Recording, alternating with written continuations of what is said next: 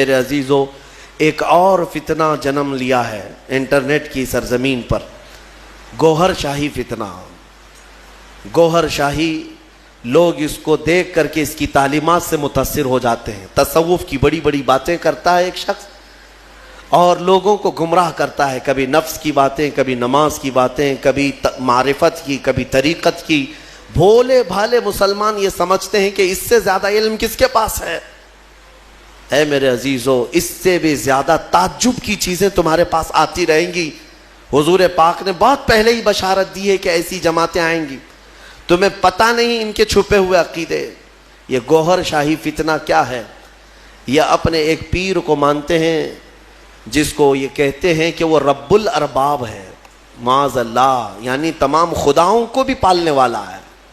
وہ پتہ نہیں کون سے خداؤں کو پالنے والا ہے، لیکن ان کا عقیدہ یہ ہے کہ وہ رب الارباب ہے۔ یہ لفظ ہے، میں نے سنا ہے، کھلی ہوئی، یہ کھلا ہوا ارتداد ہے، ان کا اسلام سے بھی تعلق نہیں، اور لوگ اس کو تصوف کا بادشاہ سمجھے بیٹھے ہوئے ہیں، کہتے ہیں ہم کو سیدھا راستہ مل گیا۔ بلکہ میں نے ان کے فتنوں میں یہ تک سنا ہے، وہ کہتے ہیں اس زمانے میں اگر کوئی لا الہ الا اللہ کلمہ پڑھتا ہے تو وہ کھلا شرک کرتا ہے۔ اب یہ کلمہ نہیں چلے گا، گوہر شاہی کلمہ چلے گا، اس کے پیر کا کلمہ چلے گا، نعوذ باللہ من ذالک۔ نبوت کا بھی قریب قریب دعویٰ انہوں نے کیا ہے۔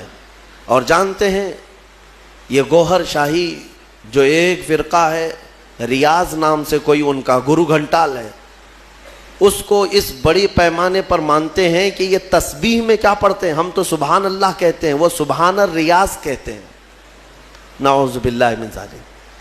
میں بھولے بھالے سنی مسلمانوں کو سمجھانا چاہوں گا کہ صرف جو دکھنے والی چکا چوند ہے اس پر مت چلے جانا۔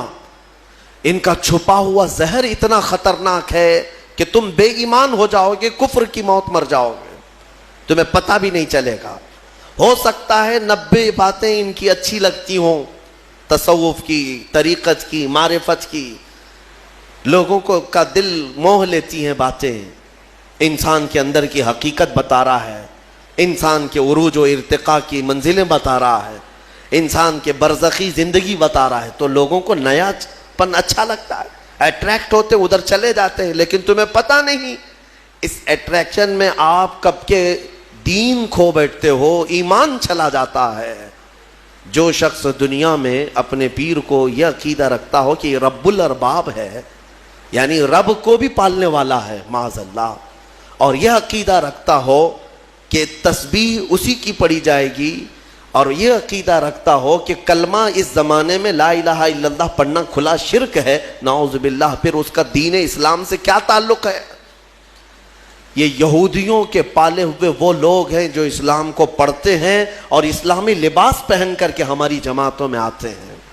لہٰذا میں سب کو الرٹ کرنا چاہوں گا، اس فتنے سے اپنے آپ کو بچاؤ۔ میں بہت دور دور جا کر کے دیکھا، چھوٹے چھوٹے علاقوں میں صرف انٹرنیٹ کو دیکھ کر کے لوگ اس کے مرید ہو گئے، اس کے گرویدہ ہو گئے، اس کے پیچھے ہو گئے۔ کسی وقت انشاءاللہ العزیز میں پورا آپریشن کروں گا اس کا، اس لیے کہ میں بہکتے ہوئے کئی لوگوں کو دیکھا ہے۔ بہرحال